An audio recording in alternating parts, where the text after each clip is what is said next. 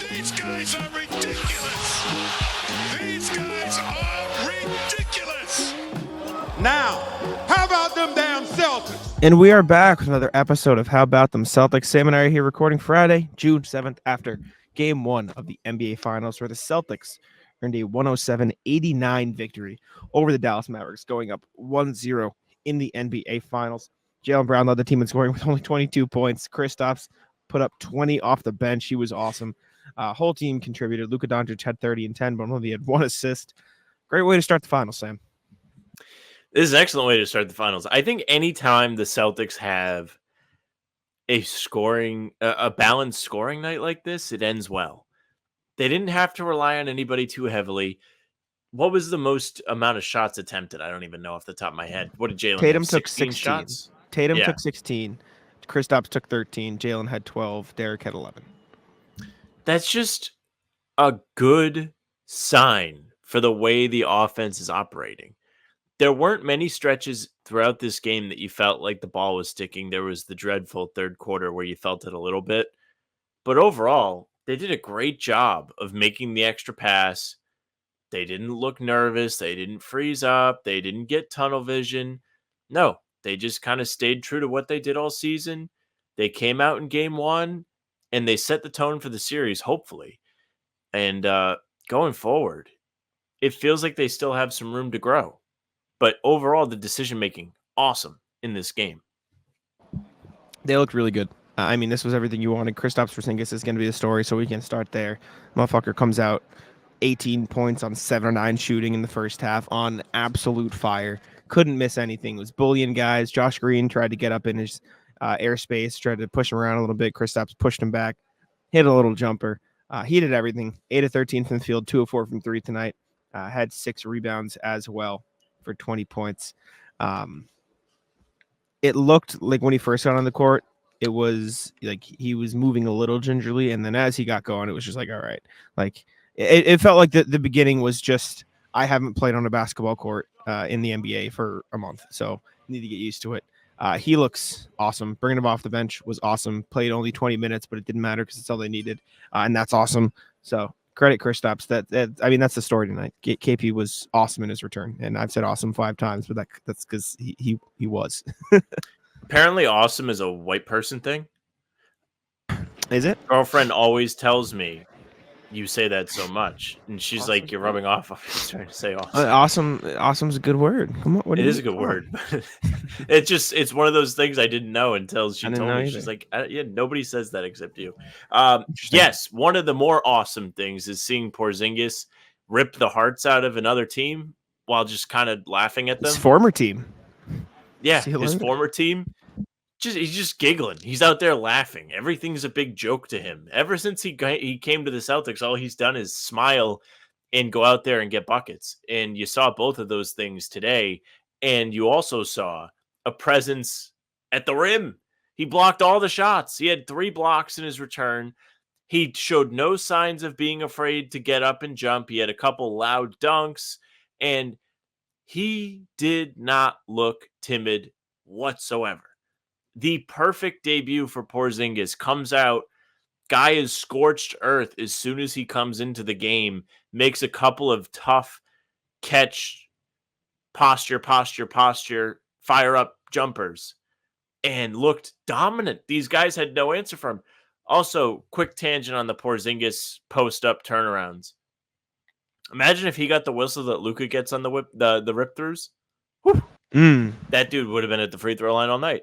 We'll talk about the Luka whistle later. But Porzingis had his dream return first half. There's no doubt about it. If he could have picked any way for that to go, this is how he would have did it. It had everything. It had the middies. It had dunks. It had a pull-up 3 in transition to blow the roof off the place. It had loud blocks. He was tremendous for the energy in the building tonight, which is something that he talked about fueling him. I mean, you were there. He said he got goosebumps when he came out of the tunnel as a solo entrant late to shoot around, and he got a standing ovation. The crowd got juiced for Porzingis. Then he gets in the game, gets another ovation, and he starts playing out of his mind. And these people, including myself, even though I'm not there, couldn't believe what they were seeing. I don't think anybody expected this kind of hit the ground running start from him after we spent 38, 39 days, whatever it is, speculating on how effective he would be when he came back. I thought he was probably healthy and ready to go, but they didn't want to run him out there too soon. But I didn't think that he was going to come out right away and look like he didn't skip a beat. Like, even when he came back in the regular season, he looked a little bit rusty in his return games. But no, not in the finals. Finals, Except that Kristaps next is game. different. Except that next game. He did not look rusty in that next game. That's true. He came back. We got that performance tonight. Yeah, no, KP was awesome. The biggest thing I was worried about, and I said it on here, like, I wasn't sure if he was going to be, I don't know if it's like willing to or able to, but like those high post battles where he's got to, push guys around. I was worried he'd be almost timid in those spots, and he wasn't. He was the opposite. Derek Lively was shoving him around, trying to, move him on some screens. I'm glad they didn't call it because it was pretty consistent, I think, both ways. So it was whatever. But they were like actively trying to push Kristaps around. He handled it fine. He was good. There was one play where he got the foul call where he looked like he was taking a WWE bump. And sort of just like flopped himself onto the ground. But it worked. He got the call. So I guess. No, he didn't. It wasn't a foul. It was a travel. Oh, he's travel. You're right. But I'll tell you what, they let Derek Lively play. I know he had 5 fouls. He probably had actually 12. Yes. Yeah. I'll back you there. Now KP was awesome though. He gets a ton of credit. Jalen was probably the next biggest guy. He was awesome. 22 points, 7 of 12, 2 of 6 from 3. Took 11 free throws in this game. He was super aggressive. Only made 6 of them, but alas, he was aggressive when they needed him to be. He made big shots. When they needed him to. 3 blocks, 3 steals is also huge. Kristaps blocks you mentioned. Jalen's blocks, 2 of them on Kyrie. He sent those balls into the stratosphere. Brought the energy, and then after the game, when he was, asked about, how do you think you played, et cetera, he's like, doesn't matter, who cares? Next game, which is just the most Jalen quote you can possibly get. But JB rocked. Good game from him. Obviously, the team is scoring.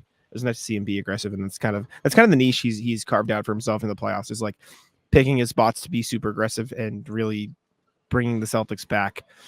If they're down, bringing them back, or if they're against a run, the other team's making a run, we'll bring them back. Like he's picked his spots really well in this playoffs, and that's not something you've seen from him earlier in his career.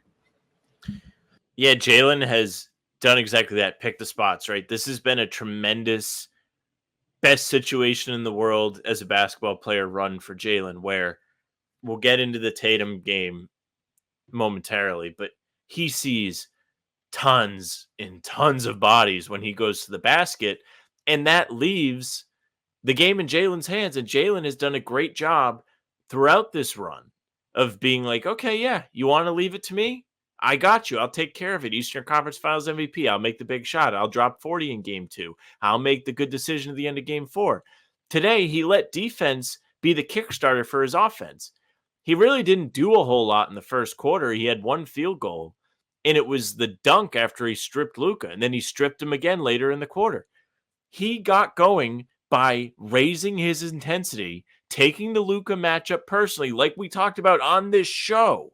For the entire week leading up to this, we saw it in the regular season. He picked up Luka. He wanted to make it known that he thought he should have got recognition for his defense. This is a big stage, and he brought it. My favorite play of the game, well, I did love all the blocks on Kyrie, but my favorite Jalen play of the game, aside from that, was that first steal on Luka. He gets the ball in the half court, fast break, nobody even trying to come back.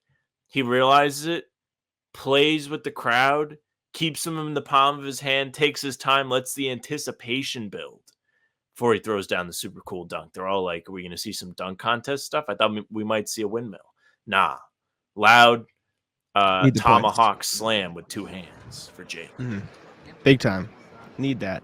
Talk about Tatum, too. You mentioned it. 19 points, 11 rebounds, 5 assists, 9 of 16, 3 of 7. Wasn't the most efficient. Only shot 3 of 9 from 2-point range. Wasn't getting a lot of those to go. This man, as soon as he put the ball to the floor, as soon as he stepped inside that 3-point arc, the Mavs put 7 million bodies at him. Like it is unbelievable the amount of pressure they threw at Jason Tatum. And to be perfectly clear, that is like the last way you should guard the Celtics team. That is perhaps the dumbest possible way you can guard the Celtics team, because PrizePicks is America's #1 fantasy sports app with more than 5 million members. It is the most fun and exciting way to get in on the action while you watch your favorite sports and players. You just pick more or less on 2 or more player stats for a shot to win up 100 times your cash. With PrizePicks, you could turn $10 into $1,000 in a single game watching your favorite sports this summer. You can make a PrizePicks lineup in as little as 60 seconds. You just need to pick more or less on 2 to 6 player stat projections, and you're locked in. Now, if you're looking for promotions, PrizePicks has got you covered every week, from lowering select player stats projections on Tuesdays, which increases your chance of getting a win, to getting your entry fees back if you have a losing lineup on Fridays. The finals mean more on PrizePicks, and so do the star players. You get boosted playoffs on selected basketball stars that you won't find anywhere else. Now, this week on PrizePicks, I'm looking at Jason Tatum, more than 26.5 points. Jaylen Brown, more than 3 threes, which may be aggressive, but I'm running with that. Download that app today and use a code CLNS for a deposit match up to $100. PrizePicks. Pick more, pick less. It's that easy. Then Jaylen Brown's going to have one-on-one matchups. Then Kristaps is going to have one-on-one matchups. Then Derek White's going to have wide open threes. Al Horford's going to have wide open threes. You can't do that. And the Mavs have been able to throw multiple bodies at star players in past rounds because, you can sync off of Terrence Mann. You can sync off of Ivica Zubac in the dunker spot. You can sync off of Lou Dort, Chet Holmgren. You can sync off of Kyle Anderson, and you don't really have to play Rudy Gobert super, tightly in the post. Like, there's no space to do that on this team. And the Mavs learned that the hard way.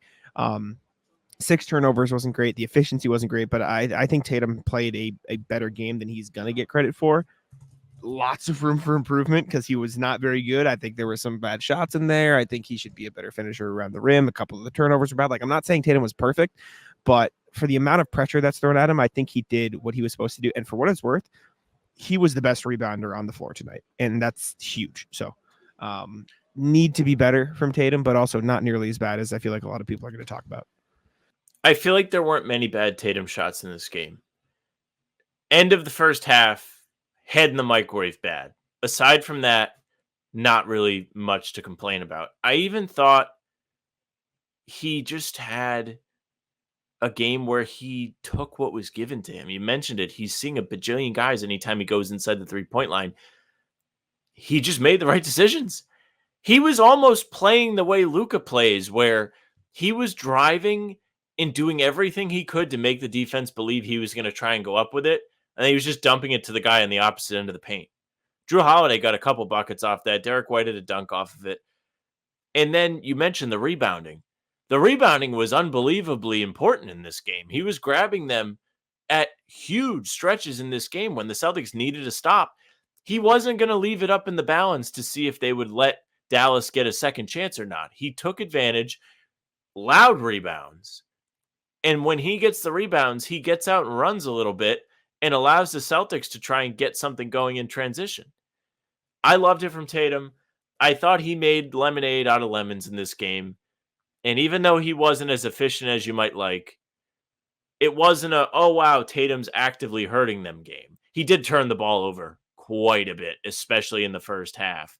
But I can't complain too much. He did pretty well with the amount of hassle he was shown.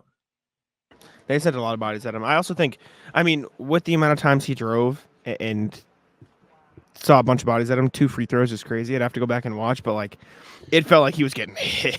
He got hit quite a bit in this game. But anyways, I don't have much more to say about it until we're ready to talk about it. Derek White was kind of just a 3-point specialist in this game, which was fine because he got a million open ones, 3 for 8s. All right. So he did his job there, which was good. Drew Holiday rocked again. 12 points, 8 rebounds, 5 assists. Did some of that post move stuff that you were talking about. I thought Drew was awesome. Love him. And he did it a big part of the game. They were kind of reeling. I think we saw a third quarter post up. He just said, that's enough of that. And then there was another one in the fourth quarter to kind of posted up like PJ Washington, like a big guy. Like he posted up PJ Washington and then showed him some McHale footwork and went up on the reverse side of the basket. And Washington played it pretty well, and it did not matter. He looks so comfortable in the paint. His footwork is on point, and he's somebody that you can trust to get you a bucket in an under control manner, almost in the same way that Luka does it for Dallas, except that Luka's not so much playing out of the post as he is as the pick and roll ball handler, but he's still doing the same thing and playing with patience. If Drew Holiday is able to do that consistently, which he has shown he can do, that is a priceless weapon when things aren't going as well as you would like on the offensive end. It's huge. I mean, getting that from Drew Holiday is awesome. He was good defensively too. He had one steal in this game, but he was picking on Kyrie, making things hard on them. Derek White was good, like I mentioned. Al Horford just did what he needed to do. Played 29 minutes. They split those pretty evenly, 29 and 20 for him and KP. 4 of 8, 2 of 5 for 10 points, 7 rebounds as well, 3 assists. Big thing off the bench. Sam Hauser remembered how to shoot the ball. That was pretty fun. I only made two, only took 2, but yeah, was pretty fun. I wrote held up well defensively too. He was holding his own defensively too. Him and Pritchard both held up very, very well defensively, which is really good in this game. Pritchard 0 for 7, 0 for 5, not great, but defensively, like those two did their job, which is huge in a series where you'd probably get to see them get picked on a lot. Yeah, Pritchard was 0 of 7, but he still managed to play 15 and a half minutes with a positive plus minus. That's pretty good from a guy that his only job really is to put the ball in the basket and be a spark plug off the bench. If you're getting a 0 for game from him and he's not someone you're watching and like, damn, you know what would be great if he wasn't on the floor? Love that from him. Love that he was just able to make an impact and not be detriment to the team with the ball not going in the basket. And Hauser shut that fat slob down on back-to-back possessions, clamped him up, and poked the ball away the first time they tried to go at him. Great job from Hauser. Great recovery game after a rough Eastern Conference Finals. He was 1 of 14 in that series. He starts this series 2 of 2 from 3, and he's an 8 and 4 off the bench in just 16 minutes. Loved it from him. Loved the YouTube watching. Said he was going to pull up his highlights. Must have done it. Incredible finals debut. Finals debut, right? He wasn't on the 22 team, or at least as he was, but didn't play. I think he was two-way then. No, he played in the playoffs, so he wasn't two-way. But I don't remember if he played in the finals. Let me look. He did play in the finals. Okay, he actually played in 5 of the games. Finals debut. He actually played in 5 of the 6 games. It's crazy. Yeah. But yes, good this year. Finals debut. Agree. Cornette got minutes. That was fun. Steve Mikhailou has more finals points than Joel Embiid. Is all over Twitter. That's fun. Celtics defense was really, really, really, really good in this game. They kind of prevented the Mavs from doing a lot of things. You saw it everywhere, like no corner threes and no lobs, and they didn't let them do either of those things, which is kind of the entire Mavs offense. I forget who I was talking to, maybe I think it was Alex Barth. I turned to him and I go, the Cinderella run is over of PJ Washington, Derek Jones Jr. being effective 3-point shooters, because they're not, and they have been, and the Celtics sort of banked on them not being it. And they could very well do it in upcoming games. I'm not saying they're never going to make a 3 again, but like Celtics banked on them not being great 3-point shooters, and that kind of paid off. Luka played solid, 12 of 26. 30 points, 10 rebounds. They really limited his ability to make plays for others. I thought they sent a few doubles at him, but they played him pretty straight up for a lot of the game, and I thought that worked pretty well. Kyrie couldn't do anything this game. He's now lost 11 straight games against the Celtics, 6 and 19, Kyrie. 5. Kyrie, who said he was going to get the crowd to turn in his favor. This is how he said he was going to do it. He was going to just play really bad and punt these games. Also said after the game he expected it to be louder in here. So it's fun for him to fuck around after the game. I think it's at an appropriate level if he's shooting 6 of 19. I thought the Celtics defense was really fun, though. They were awesome. I thought they played the Mavs really well. Early in the game, I think it was like 13-12 Mavs going into a timeout, I was talking to Noah, and I said, like, look at this like math and the way things are going. The Mavs are like 6 of 9 and 1 of 2, and the Celtics, Amit, what the hell, man?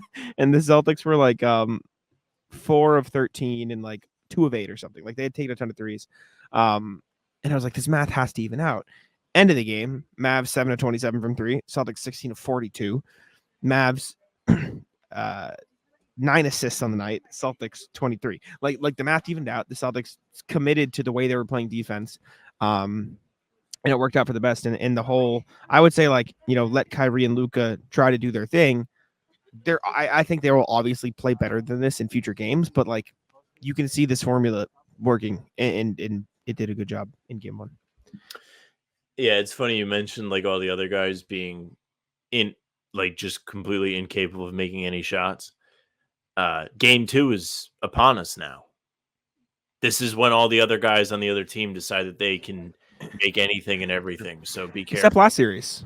Last series worked pretty well. Last series they just made anything and everything the whole series. That's all they did. It is nice watching a game where the other team actually misses once in a while. It's true. It is true. What do you think of Luka?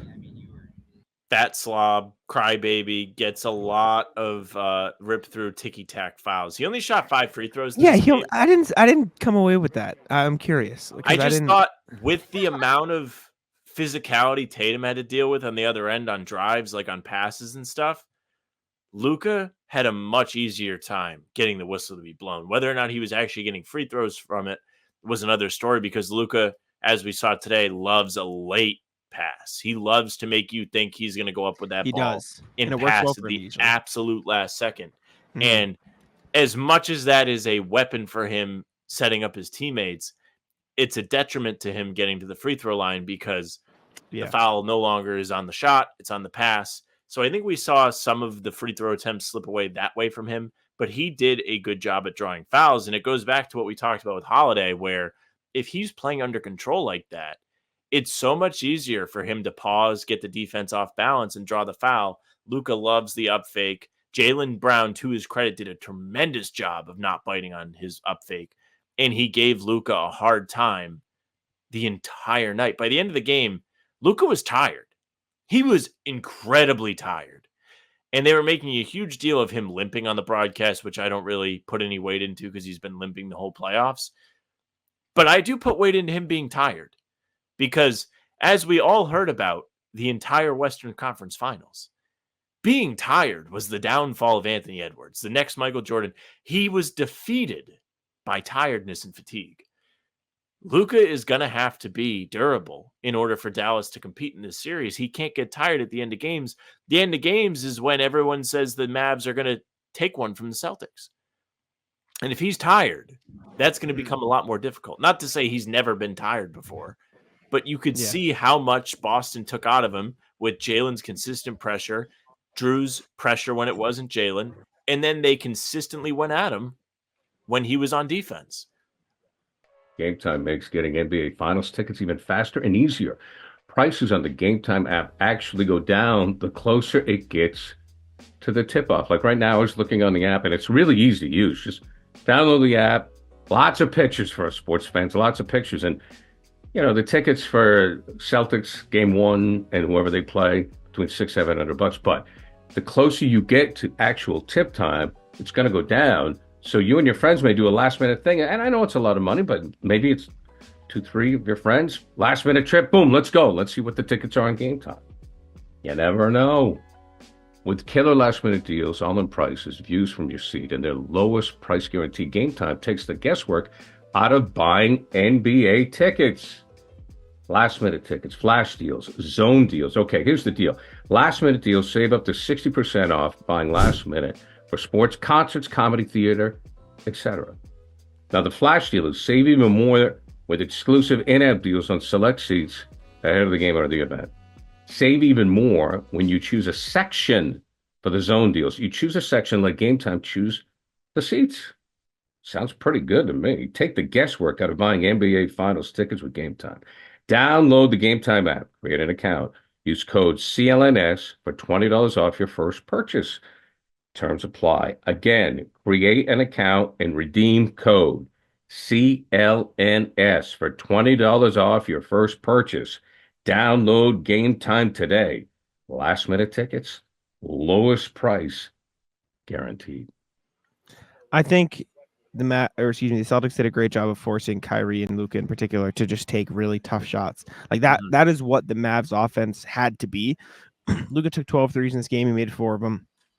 I thought he did a pretty good job creating space against some guys, but a lot of the times, like those two were just getting into the mid range, and the Celtics drop defense kind of led them there or like baited them into getting there. And then they contested, and Kyrie and Luka made some of those tough shots. Like there were some of those that they, fully contested and they still went in. Jaden Hardy made a few of them late in the game, but it just didn't matter because those are shots the Celtics are willing to live with, and most of them aren't going to go in.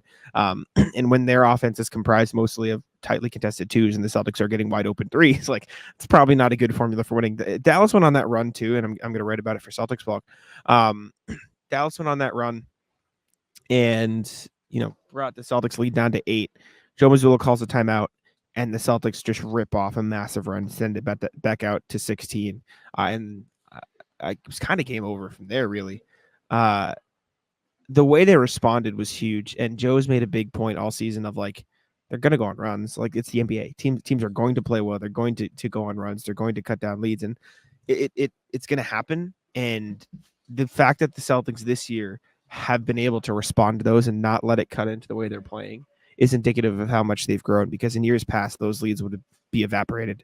And so I credit the Celtics for that. I thought that was huge to see in this game because, and it wasn't just like, oh, they made some threes, blah, blah, blah. It was Celtics offense looked garbage and Luka was getting hot. And that's what's made Dallas's run scary in this game. And then it ended up just not mattering because the Celtics got back to playing the right way. Drive and kick. Sort of, not swallowing, but like making things crowded with their defense for Luka and Kyrie. And I thought that response was really impressive and hopefully a good sign for things to come. It should be. I'm so excited for this series to keep rolling. I hate that there's so much time between games, but I'm feeling much more relieved after seeing this game because even though the Celtics were controlling most of it, there were stretches where they didn't look great. There are things that you can look at the box score and say, that could have been better. But at the same time, the win was comfortable. Like the fourth quarter was not close. The third quarter was a disaster, and they only gave up 1 point from what the lead was at halftime. Like the Celtics did a great job of punching back. That has been their identity all season.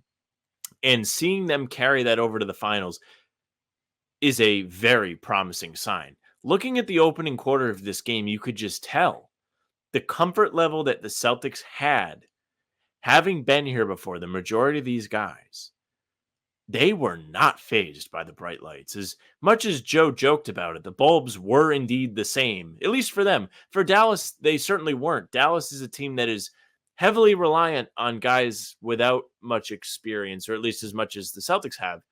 Like Derek Jones Jr., really rough in this game, missed a lot of shots around the rim. We don't even have to talk about the threes. This dude is an athletic freak. He should be finishing. Jalen blocked him twice on the same possession. PJ Washington, he had a nice stretch, but he couldn't bury a three, and some of them were wide open. Kyrie, rough. Josh Green, dreadful. The Celtics took advantage of these guys being a little bit deer in the headlights-ish in game one. And good job. Like, that's what you have to do. Listen, I don't want to, like, the series is far from over. There's one game. Lots of games left. Lots of series left. But I said before that I was picking, what did I say? I said on here, Celtics in 5, maybe 6. 6 was my what's it called? My more lenient prediction, but I think 5 is good. At one point in this game, the Mavericks rolled out a lineup of Kyrie Irving, Daniel Gafford, Josh Green, Maxi Kleber, and Derek Jones. That's a finals lineup.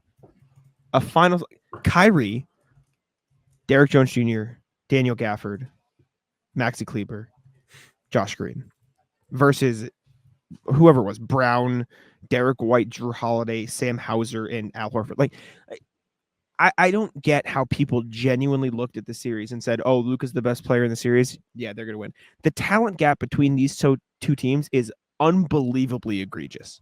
It is like ridiculously wide. Are you fucking kidding me? Outside of Kyrie, your four-man finals lineup is Gafford, Green, Kleber, and Jones. And like, not only is there no spacing in that lineup, but that doesn't leave me very happy about the defense either. I think Green and Kleber and Jones, like, they're all fine individual defenders, but like that's your finals lineup. And people, like, more people at ESPN pick the Mavs in this series over the Celtics. Like, I don't care about the national media. I don't care their thoughts. I don't care whatever. But like, how people are not accounting for the fact that the talent gap outside of Luka versus, like, everyone's treating this like, oh, Luka's a better player. Mavs. That's just not how it works at all. The Celtics had 6 players score 10 plus points. They had 2 players score 20 plus, 4 players score 15 plus. The Mavs had PJ Washington have 14 points.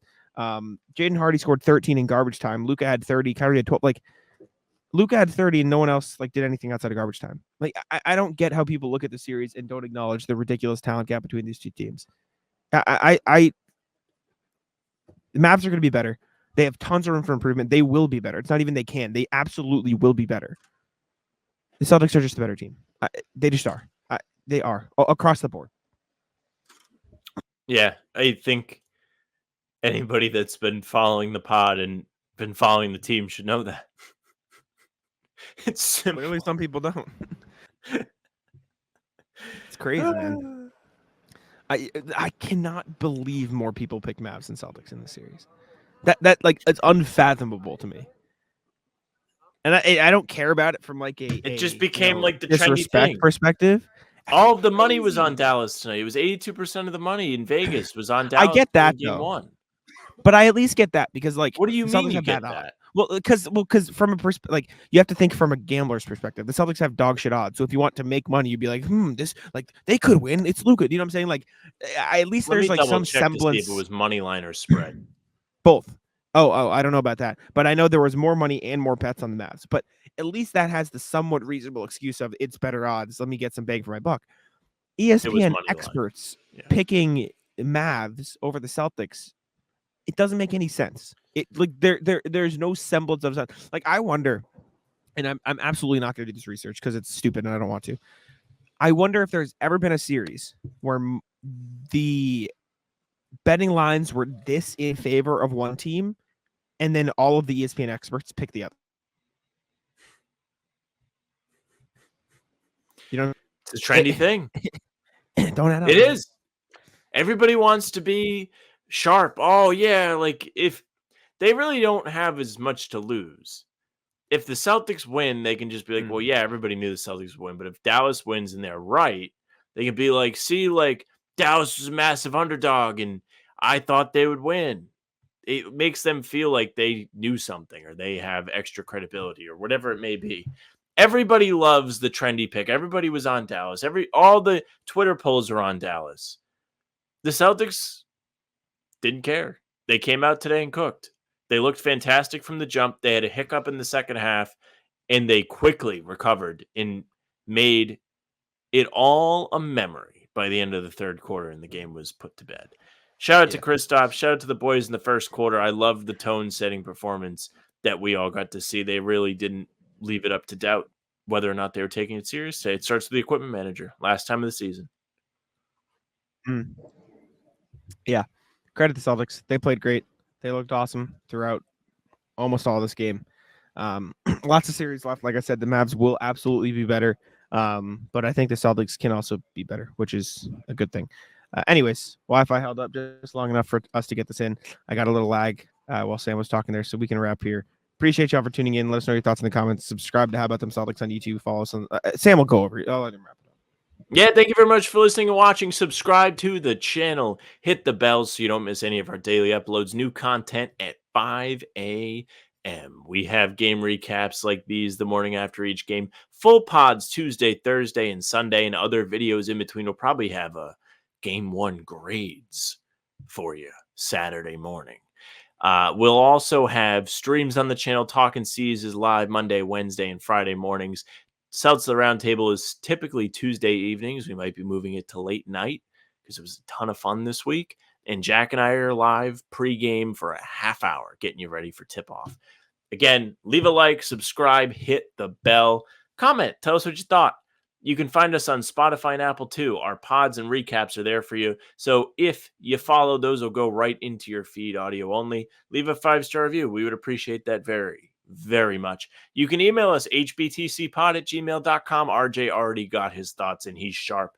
Be like RJ. Tell us what you thought of game one. I'm sure you have something to say. And if you don't, send your Atlas in. We love to hear about what's bothering you guys, plain and simple. You can also find us on socials at How About Them C's. Twitter, Instagram, TikTok, Facebook is the name of the pod. Our streams are there. They're on YouTube. They're on Twitter. Jack's Twitter is at Jack's Money NBA. Mine is at Sam LaFrance NBA. That's it for us.